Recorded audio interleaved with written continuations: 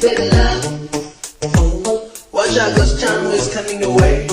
Come on, baby love, let's take the road. It's a beautiful wonderland. Come on, love, me no like a problem, me no like a problem. Baby love.